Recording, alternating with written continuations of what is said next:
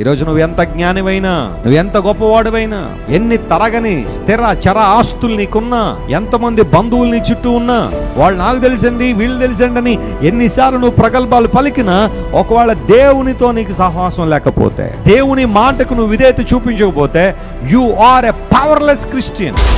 నువ్వు శక్తి లేని క్రైస్తవుడివి, ప్రభావము లేని క్రైస్తవుడివే అని బైబిల్ సెలవిస్తూ ఉంది. ఇశ్రాయేల్ నుంచి ప్రభావం వెడలిపోవడానికి కారణం వారి యొక్క అవిధేయత, వారి మూర్ఖత్వం, వారి దుష్టత్వమే.